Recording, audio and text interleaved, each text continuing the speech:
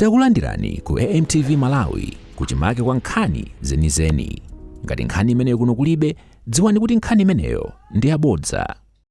Welcome. Welcome back to the moon. No, thank you so much. Welcome to Earth.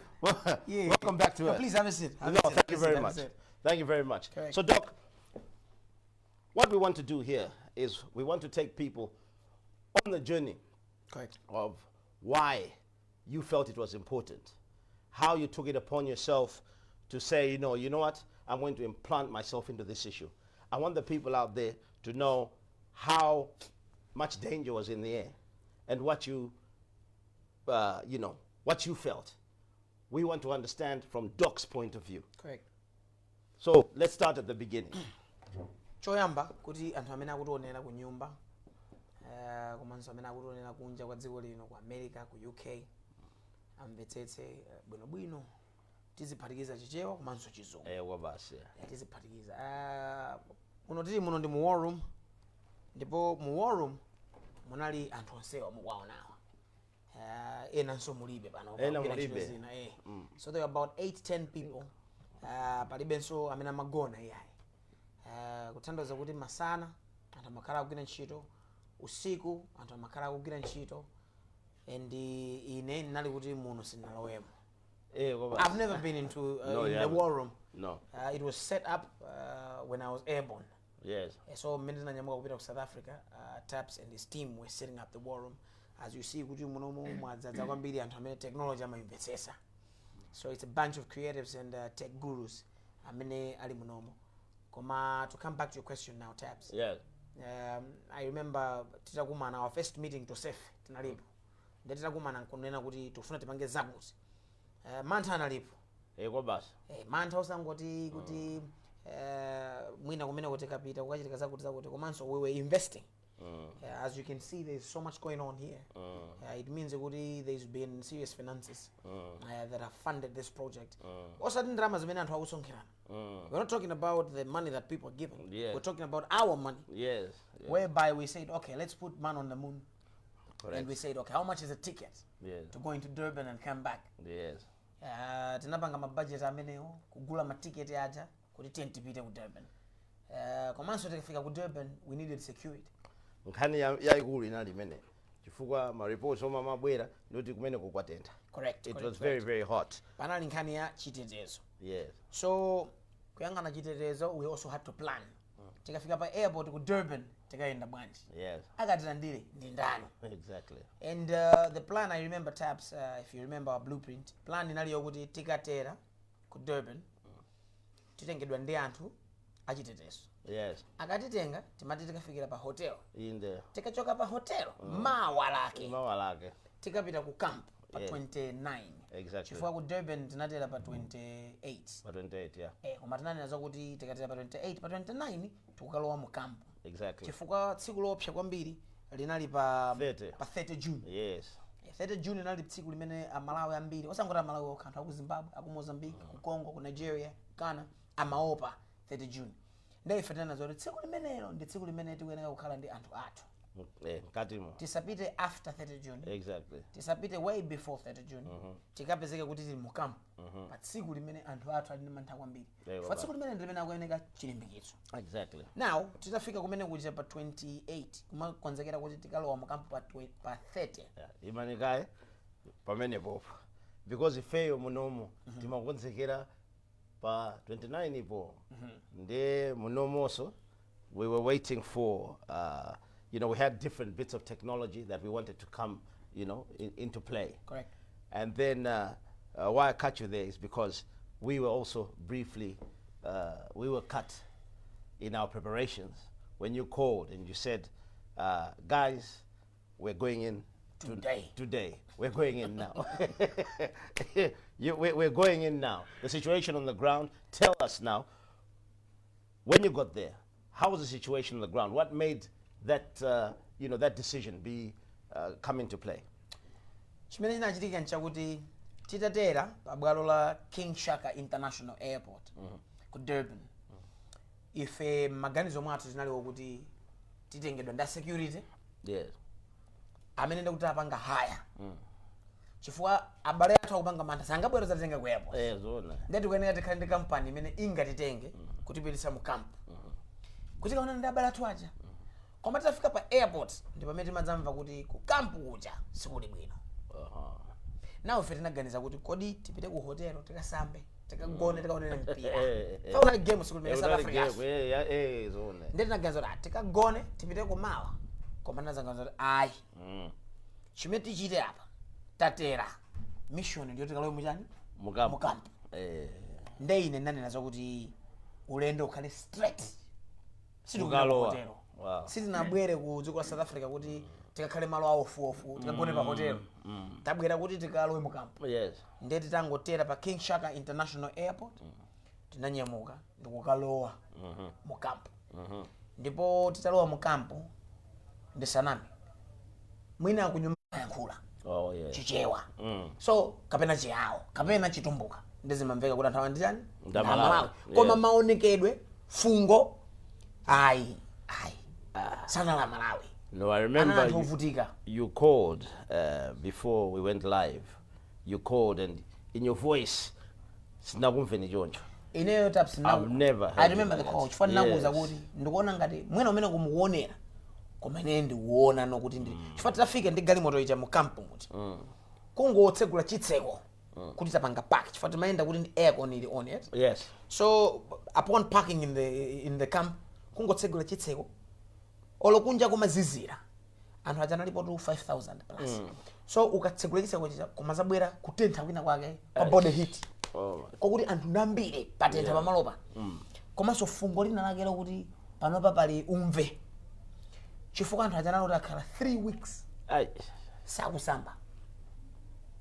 Okay, anthu awa madya akudya mammawa masana madzulo koma ma toilet awo alikuti ma toilet aja panali ma 9 zonsezo ma toilet aja panali ma portable toilets 20 ma mobile toilets yes mobile toilets yes nde pa 20 maja uziganiza kuti okay nde anthu awawa alipo 5000 akusinthana bwanji madzi anali ndi matanki amene anabweretsa pene ndipo zonse zitu zimachitika ndi asilamu mina kumala kuno timangomva kuti asilamu izinso ndinene bwinobwino tanenani thandizo limene linali ku camp ya ku Durban imene inafika tsiku lina anthu 11000 limaperekedwa ndi asilamu. Wow. Uku kusina kumanepo ndi anthu achalichi. Ayi. Izi muzimva anthu achalichi. Anthu amapereka cha 10 uku kunali asilamu. Matent amene ana komedo ameneko. Mwina mmangoona ine wala ndi ku camp umeona zi matent zazikulu. We're talking of a tent that would cost almost 20,000 rands a day. Kuti ingokhala pamalo pacha. Amapereka ndani ndalama zimene. Asilamu. Yes. Asilamu anapereka matent. Asilamu anapereka chakudya. Tikati chakudya situ nene chakudya chosakwanira.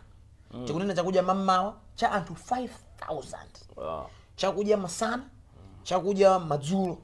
Komanso mkati mwa usiku chifacho zizira kwambiri, kumaperekedwanso tea. Ine ndikukambana sikuti izi zindamva. Munaona noka. You saw it. Sindi namvera wina wakakunduza pa voice note kuti atukuno makuti makuti. Yes. Ine nitaona chikondi chimene asilamu aonesa anthu. Komanso popanga zimene za asilamu sikuti anali ndi live feed. Imene imeoneka pa Facebook kuti tikupanga kuti tikugawa tikute. Ayi. Ichi ndi chikondi chenicheni akamanena kuti anthu akukondana. Tikunena zimene anapanga asilamu ku Durban mu chaka cha 2026. Wow. Mu June ine ndaona chikondi chenicheni. And then kuti asilamu Mulungu aziadalitsa. No, brilliant. Chifukwa pa mission yosayitika chosapo asilamu. Ndi china kachitika ndi chani. No. Anthu anakhala opanda chakudya. Matenti tikukamba kuti ayikidwa awa. Sikuti anatayikidwa nthawi yonse. Komano anthu aja atayamba kusonkhana. Ine nkhani yonse ndikuizwa ifa ndinali konko. Ndimamva kwa anthu amene mabwerawo. Anthu atayamba kusonkhana ku camp ya ku Durban, wina asakuza ni bodza. Panalibe tent, panalibe chakudya. Anthu aja kumachuluka. Anayamba ndi namba ya anthu 40. Anthu 40 anakwana anthu 11000. Anthu aja akufika pamene pajapa kuti camp ija yachuluka choncho. Komano mvula inatulukira. Oh my goodness. Ndi pamene panatulukira asilamu. Asilamu anabwera mvula itatulukira ndikuzamba kukhoma matenti. Ndikuyamba kubweretsa chakudya. Ndipo asilamu anadandaula atamva kuti anthu akuchosedwa ku Durban akupita ku Limpopo. Yes. Asilamu anandifunso limodzi. Kodi anthu akapita ku Limpopo akadya chani? facha kudya ndife tikupereka kuno. Yes. Anthu akapita ku Limpopo akagona pati chifukwa matenti takhoma kuno. That's why panopa mukuona maclip ambirimbiri akafika ku Limpopo there was no tent. Anthu akamba zosowa chakudya because the Muslims were left there. No, it's terrible. So this is a call to Christians. Sitingamalalikire za chikondi pamene nthawi imene anthu akufunika chikondi ndi imene ife sitikuone. Timafuna anthu apereke cha 10, timafuna anthu apereke za chani pastor's basket koma nthawi imene anthu akufuna chikondi sitikuoneka. So the situation there was really bad taps ineyo sindinamvere chisoni. Ine nimamva chisoni koma chisoni chimene ndigwira kuko ndicho kuti anthu awawa avutika zenizeni. That was obvious. Now, did you realize, because there was a big there was a lot of conversation. Correct. When you were giving your first posts. Correct. After you were there on the ground, you were still emotional. Correct. And I remember you speaking to us at Control Center saying, no, I need to make this post now. Correct. Now, what people really caught on there was tears in your eyes. What were you aware of that, or what was your feeling at that point? Pofika mu camp ya ku Durban ine nimeona ngandikapeza anthu amene ali organized, orderly organized. Akulembedwa maina, akulandira chakudya. Boma la Tuli on the ground, of which our government was on the ground. Yes. But we must also recognize that our government was also overwhelmed. Of course. Ntafika kumene kuja ndi pamene nazaona za situation si imene maganizira ine. Sisi imene ndimamva pa social media. Because pa social media anzanga tidziwezo kuti timangoona zinthu for 2 minutes or 1 minute. Timaona anthu ati Malawi awavutika una anthu anyamula zikwana. Akukakwera basi. Malawi akuti asowa chakudya wina akakuyankhula. Koma ineyo ndinali kuti my whole being is in there. Yes. Sikundiona na 1 minute izi ndienda. Ine ndinaenda mukampo moja. Tent ndikukuza itaps. Yeah. People would prefer kuti akakhale panja pa tent. Oh my. Unless kukubwera mvula. Ndakalowa muti. Because mu tent muja ine ndikudusa ndinasuzumiramo. Yeah. Munali zinyalala mu tent muja. Oh my God. Komanso kuganiza kuti ngati mvula ikubwera ndakuti magwetsa makava za mbali. Kwambiri. It means kuti fungo lija mwalipanga trap mu chitenti muja.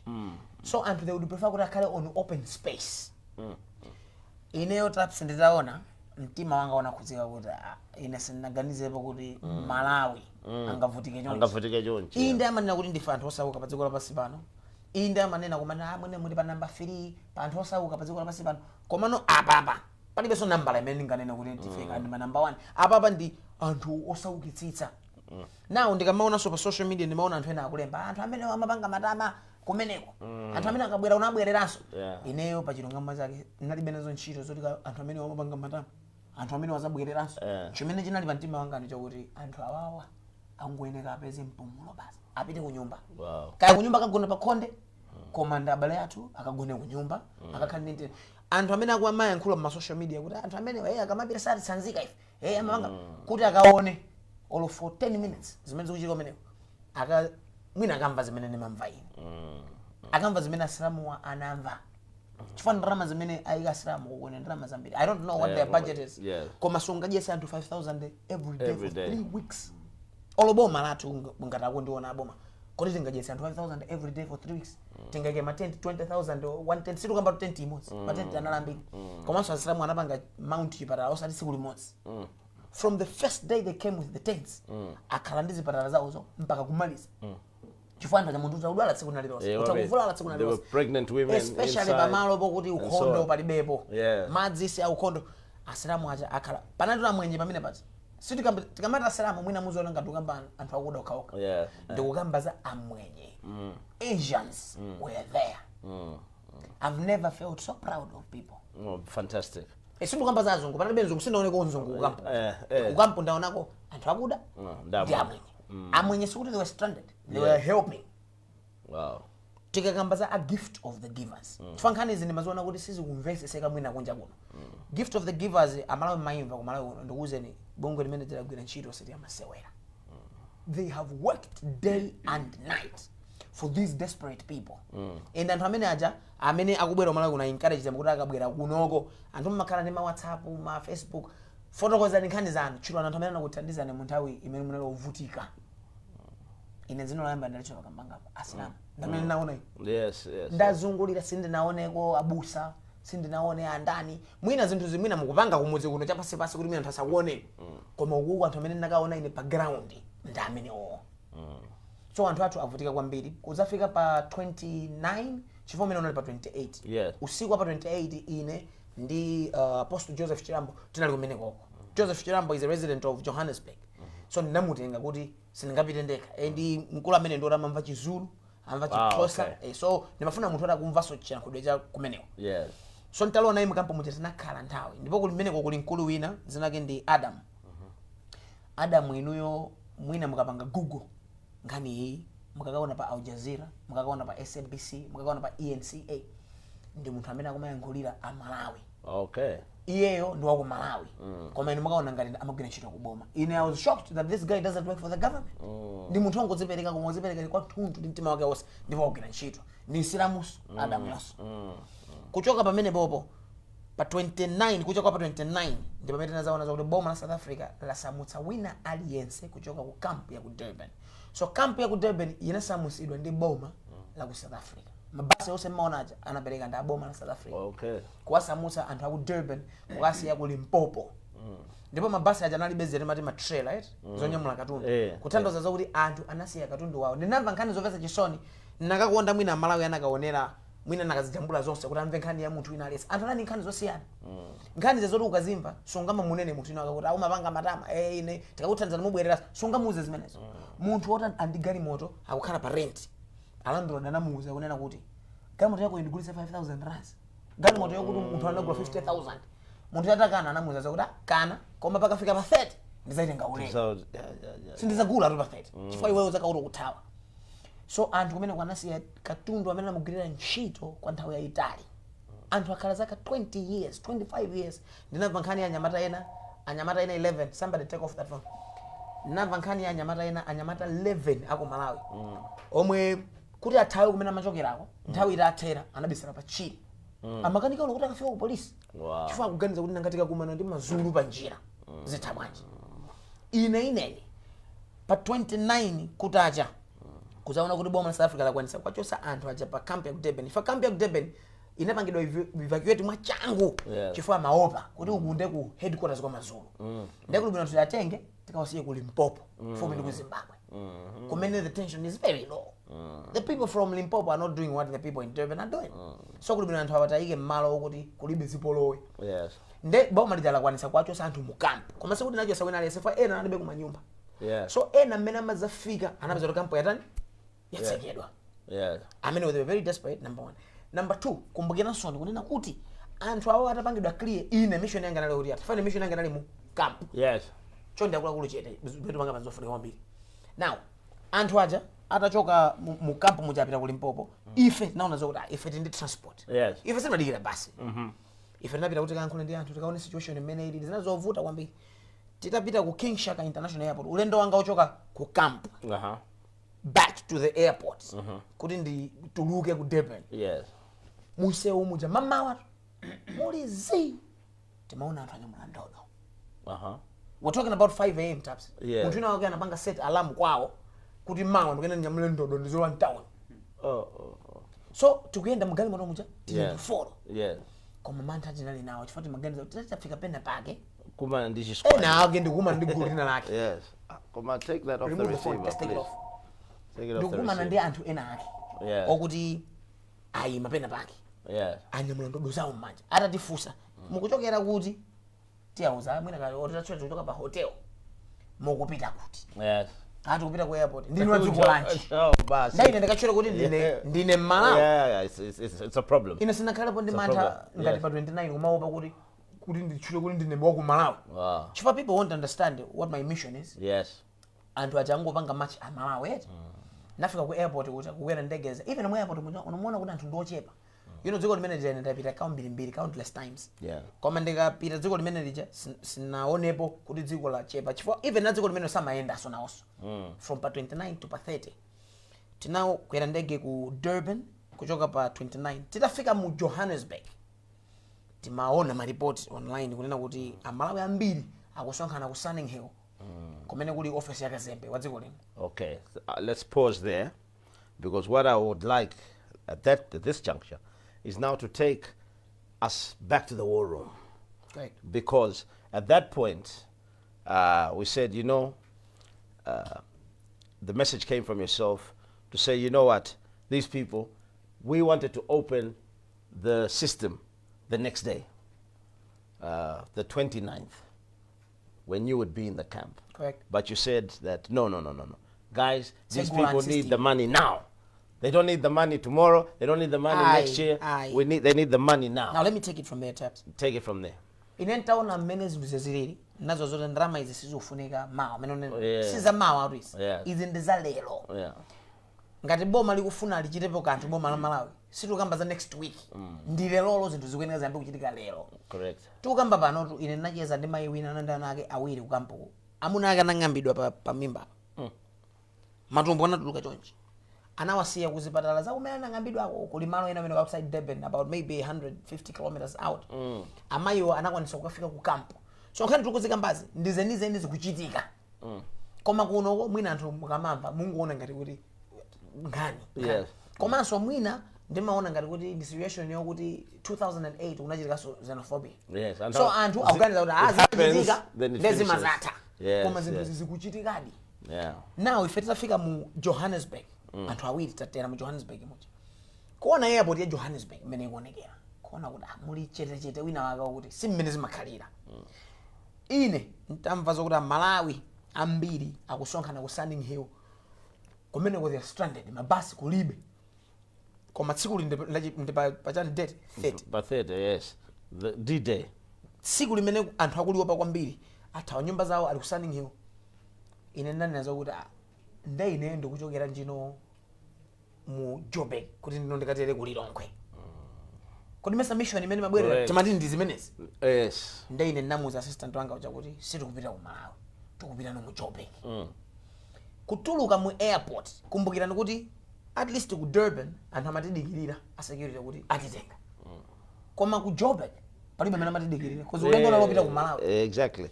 So tanena mmene muja kuti ife tikupita ku Sunning Hill chifukwa choyamba timakhulupirira kuti tikafika kumene Malawi asonkhana ku Sunning Hill kumene alibe chiyembekezo akaona munthu ngati ine zikukhala ngati aona nkhope imene akuidziwa yakumudzi. Yes. Zili ngati pamaliro ukaferedwa ukaona nkhope ya m'bale wako akubwera At least umazoza kusindilindeka. Yes, exactly. Zasiyana kuti hata kwabwera ndalama koma kukabweranso munthu zimakhala zina zake. It's different. So ine ndamuza assistant uja kuti tiye tilimbe mtima tipite ku Joburg ku Sunning Hill kutuluka mu airport kuti notipeze Uber kwa Malawi amene mwina Uber amene sakuiziwa ndi mataxi amene umatenga pa phone tembisa kulowa amene muja munthu chakuchoyamba kuti fusi ndinu akuti Mnango DJ. ndine waku Malawi. Yes. Mukuchokera kuti Yes. sinana kuti ku Durban ndinana kuti ndikuchokera ku Malawi. Yes. Nde ulendo wakuti nanazo lati kupita ku Sunning Hill. Yes. Apa pa straight kakusiyeni ku Sunning Hill nanazo dai mutiseke pa hotel tisambe. Ndeti mukali moto moja tikubuka chani ma hotel. My hotel, yes. Am Santon. Before we are thinking good Santon is going to be safe. At least. Tikufika ku Santon.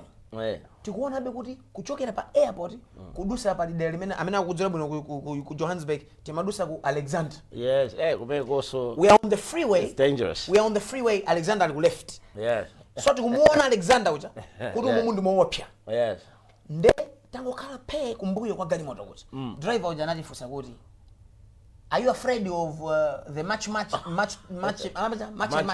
match, yes. If of course we are afraid. So what did you come today? So we said, well, but our mission is bigger. So you see, courageous people are not people who are not afraid. Courageous people are people who are afraid, but they're able to confront the fear. I've never been in a situation ndikupangazi. Yes. Ndizinduzo pasa demand koma ndikupita kumweko. Ndikupita kumweko, yes. Mtima wanga ine ndikaona munthu chifukwa anthu samaenda. Magali moto aja amene mukuizwa freeway kumakhala magali moto ambiri mbira kuthamanga. Yes. Magali moto matha kumawerenga 1 2 3 1. Ine kumuona munthu akuyenda ndi mazolo ngati akuyenda munthu uyo ndakuti amene ndi nzulu. Yes. Kapena ndi wakonkono. Yeah, sanga khali African. Yeah. Ine kuona anthu 10 akuyenda koma ndipasa manda anthu 10 koma ndipasa manda kuti anthu awatatati imisa ifeyo. Nditi zikulowera kufika mu Santon kufika ku hotel kupanga check in perception pachakuona passport Malawi wafika tsiku lomwelo inde limene lavutalo iwe watera iwe ubwera akudinda passport charuza zokuti mulowa mu room yanu 2 o'clock many mazat around 1 to 1 phone through assistant wanga akundiza zokuti ku camp kuja office ya dziko lino ndiyotseka zipata ruzi ndizose anthu sangalowe kuti kumeneko so anthu aja akomeledwa matenti just about 100 meters from the gate. Oh my goodness. Panja nene ndikuganiza pa embassy panja pa embassy nene ndikuganiza kuti anthu aja ngatali panja pa mpanda it means kuti anthu amene akufuna kupanga zipongwe chani abwera panja paja so chifukwa embassy kuti it's a fortress muthakulowa ndikutseka zitseko koma muli panja ine ndakhala akundifunsa assistant uja kuti ndetipita koma nina zoti sinabweza khala mu hotel kumuzi kujana nawo ndapita kuti ndikakhale ndi anthu kamene ndikaona ndi anthu ndai kuno ndibwere ndisambe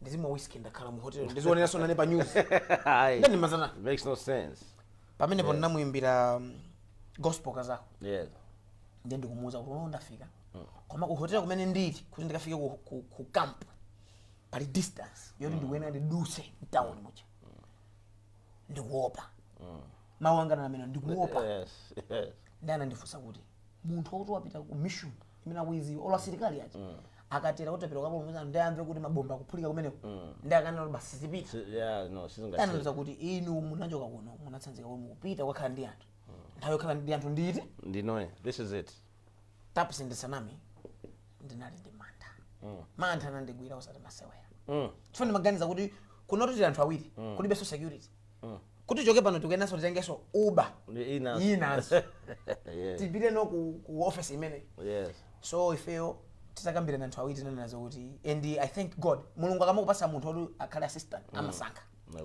uyu Joseph Cherambo ndi munthu olimba mtima ananena zokuti amweni anthu amene wakakakuonani akalimba mtima tiyeni tipite so ife tinapanga request Uber apa sipa 29 sipa 28 apa ndi pa 30 June the actual day ndeti kumva noti kumaona kuti anthu akuotcha kwina kwa anthu akuti abaya munthu tinatoka mu hotel moja kulowa mu Uber ndikukafika ku Sunning Hill tinapeza kuli police magali moto a police ndipo tikamanena kuti boma la South Africa kuti ine ndaziona zinthu ze first hand ndikufuna kuti tizizimvesesa boma la South Africa linagwira ntchito pa 30 June mbali ya boma anagwira ntchito ngati boma as a government fani tafika kumene kwa presence ya police sinali amasewera anali kuti apanga paki ma van ya police magali moto a police aja packed a police anali mbwe kuti olo munthu wakufuna ambise chibwana umayeneka kuganiza kawiri katatu kuti police presence was heavy. That's good.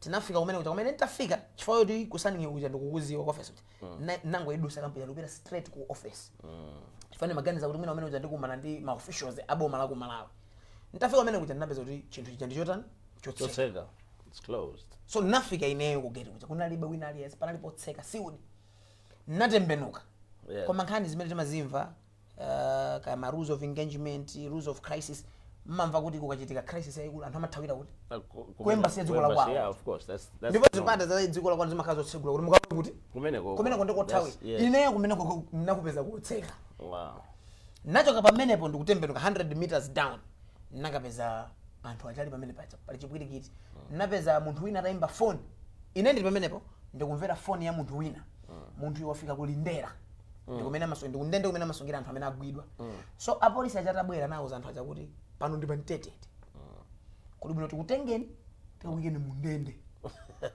wow koma tikumbukira kuti anthu awa akukayikidwa ku ndendewa ndi anthu amene azipereka kwawo kuti tifuna tizipita kwathu so inu mukuwatenga kukawatsekera ku ndende but for their protection right so anena zoti tenti tikasekere ku ndende so apo pene ndikufika panali kuti mavani awiri atenga gulu la anthu lapita ku ndende pabweraso basi inafika ine ndili pompo iyi nayo zatenga anthu opita ku Limpopo phone imene ndimamvera ya munthu uyu amayankhulayi anali munthu amene wafika kulindera kuja akufunsa kuti kodi microwave yanga ndi TV zikubwera kumene kuja kunalinso khadi loti na kuti apolisi akwauza anthu aja kuti katundu singapita naye ku ndende so katundu musiyeni apatipeza vani ine kuti nyamule chani akupezeni ku ndende koma katundu amene taps sanapite kutandaza zoti anthu kamene anakwanisa nyamula kuti tikupita nako kumwe satenga it's terrible Terrible. So situation is mukumva kwa inezi. Mwina simuna zemveko. Zimeneka munthu ina akata? Apite akaone and munthu asakale kuti he's busy with other things. Wow. This was the only situation I was busy with. So tikamakamba kuti ndrama zibwere taps. Yes. Tikamakamba kuti 100 waja ndiyofunikira, 500 ikufunikira. Ndizimene zili kumeneko. Pano anthu ali kuli mpopo. Ena nakalo jobe. No, it's terrible. Because I know, because my calls, different calls that are meant to come to you are routed to myself. So Dr. Namadingo is getting plenty calls. Every 5 minutes there's a call from South Africa. Hey, please, you know, we're depending on you and so on. It's terrible. And now Kutumi's clips of how they are living. The situation is bad. Very bad. It's bad because now I think Asilamo Mamatandis are many miles away. So the situation is dire. The situation is now. But before we go to where we are going, let us now come back, because how you were touched in South Africa with the situation on the ground. We in the war room, as soon as we opened those lines, based on your first posts, I tell you, Malawians, the message was there. Those, let me come back to go forward. The system that we built, it was very important during our meeting that we build a system that is transparent. And reliable. Transparent and reliable. Those were the two words that we said.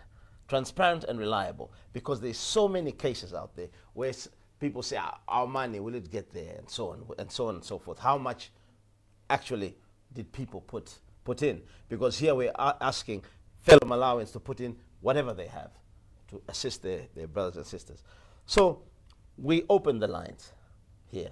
For those viewers who haven't been to the site, the donation site, you need to go there, because on that site, it's full transparency. Correct. Every tambala is indicated.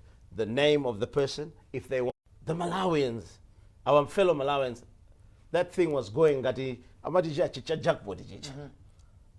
donations were coming in. They still are, but donations were coming in, meaning that people got the message. Correct. People felt the message. What I noticed is that after the 30th, perhaps there's an indication with Japadusa. So, you know, let's take So it easy. Sindiberega. Yes, Sindiberega. Zadusa. So what I would like us to go into the next place is now, because you've gone on to Limpopo. What is the need now? When you are speaking to people, what is the need? Chabwino. Nkhani ya ku South Africa alisa kuzwa kuti chinthu choyambirira chofunika kwambiri ndi kubwerera ku nyumba. Mathandizo ndambiri. Anthu atawuthandiza ndi chakudya kuti mwina anthu adye ngati mmene asalama akupangira. Chifukwa anthu achasanga khalenso ndimo sangabwerere ku nyumba ngati alibe moyo. Akweneka adye, akweneka amwe madzi, akweneka akhale ndi malo ogona. Koma izimene ife tikupanga, our mission is to help ndani, help the government, help our own people. Because chimene tikuyenera kudziwa ndi chakuti government singakhalepo palibe anthu. Tikati government ndi anthu. It's the people. Kuteko anthu osewa By the people, for the people. ngati akundimva boma, tikamati boma ndi anthuwa.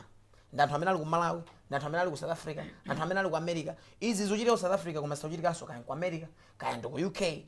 Koma anthu amene aja ndi boma. Zimangokhala kuti mboma muja muli anthu amene amapatsidwa mipando officially.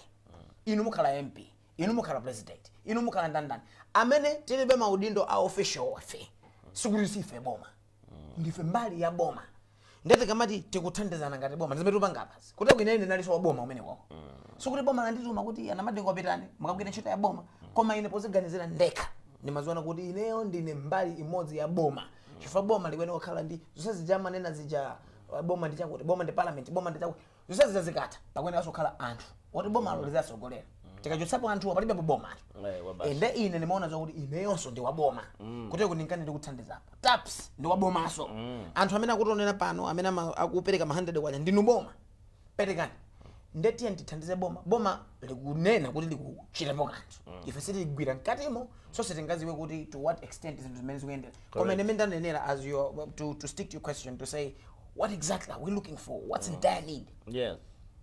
akuluakulu tiye tisanamizane, mtendere ndofunika. Even mu nyimbo ya fuko lathu national anthem, mtendere ndi chinthu chimene chinamangidwa emphasize.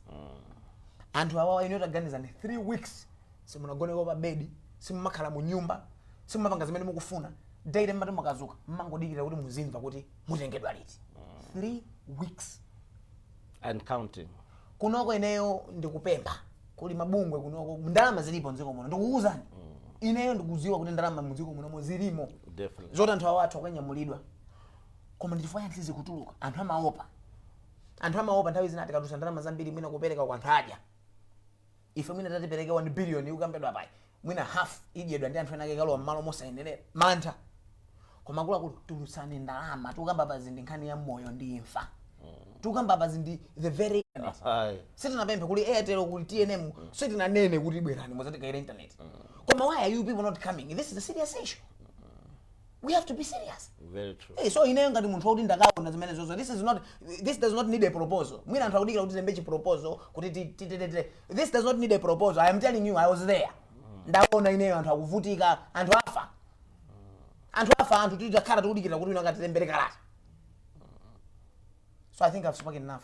Taps I say. Koma ineyo kumene koko ndapita ndaona. Please, they need your help. They need you today now.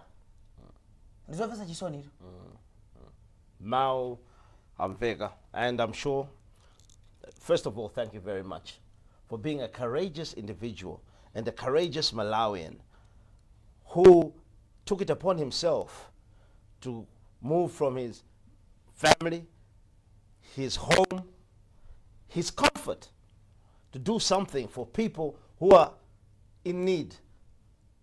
Not from afar, but go into the lion's den. Thank you, first of all, for that, Dr. Namadingo. Second of all, our fellow Malawians, Tampa Nkani, as you can see, it's real, and it is now, and it is needed. So we'll take this time to take a break so you can see some of the things that are on the ground before we resume and we conclude and we go into the next step of how you can count to make a fellow Malawian's life a little bit better. Thank you very much. Osaiwala kupanga subscribe ku channel ya AMTV Malawi.